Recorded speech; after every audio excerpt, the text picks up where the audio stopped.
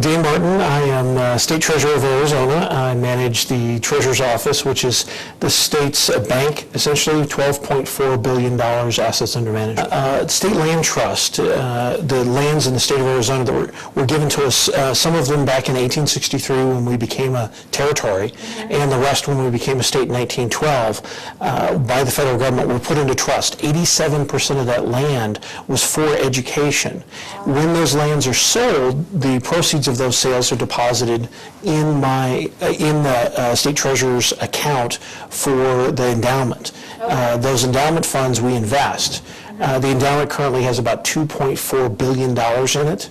About $2 billion of that is solely for K-12 education. And so we invest those dollars. The principal's never distributed, but the proceeds from our investments are. And this year we're expecting to more than double our returns off of that, and we're going to be able to distribute that money to schools and school districts. Those dollars, those proceeds are distributed out to each school district, and they get to decide how to spend it within the Classroom Site Fund. So they have the option of increasing teacher pay, using it for classroom size reduction, or they can Ames testing, or as well as to improve dropout prevention programs, essentially preventing dropouts. So they get the choice to spend on any one of those things. Obviously, this is a great news when you're able to give $65 to $70 million for education and double the number that they were expecting. That's double the number from last year. That's a great news. This is not due to the record land sales that we've had. The record land sales we have not received the majority of that dollars. The land sales, we're still waiting on about $1 billion worth of land that's been sold already, but we just have not received the payments yet because the way the land department sets it up, they set it up on a 7-year payment schedule with a big balloon payment on the end.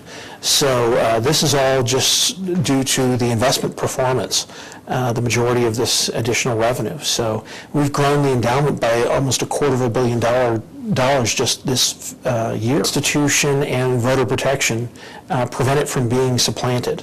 So whatever dollars that we're able to distribute out of this fund are solely directly to be used for teacher pay raises, classroom size reduction, those classroom site fund programs. The legislature cannot supplant it. So it's really a stable revenue stream. They can't take away a dollar just because they're getting another dollar from us. So this is essentially icing on the cake at the end of the day. $6 million for teacher pay raises. Because the way the budget was passed late at night and we didn't get to see advanced copies, I've actually not seen the exact language on how that distribution formula works. So I can't answer the exact specifics as to how they planned on getting those dollars to the teachers. Our endowment, both start with the next fiscal year, which would be July 1. Situation with the distributions, that what happens right now is we are forecasting based on our performance up to May.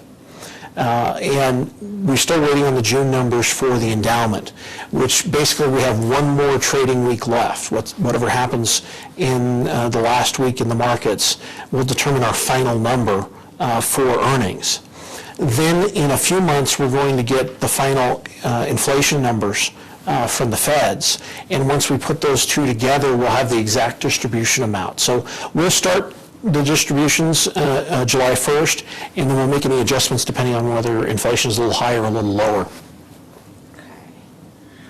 But those dollars are actually going to be available July 1st. As everyone knows, we're the fastest growing state in the nation, and it's going to help. We have a tremendous need for not only teachers, but just everything that goes into the education system. And so this really will help us in the long term. I think that the endowment dollars are actually much more promising because we know we're going to be able to produce these year after year, because the endowment is a very secure system. The principal never goes away, so we're always going to be able to generate revenues. And with the $1 billion that we've already sold that land, we just haven't been paid for it yet because the land department, the way they set things up, the endowment distributions are only going to look promising in the future.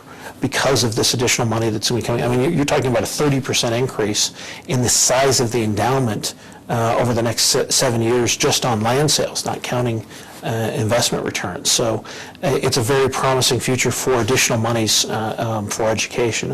And that's what we expect, and that's what we need. I mean, with a growing state like we are, we need these types of resources.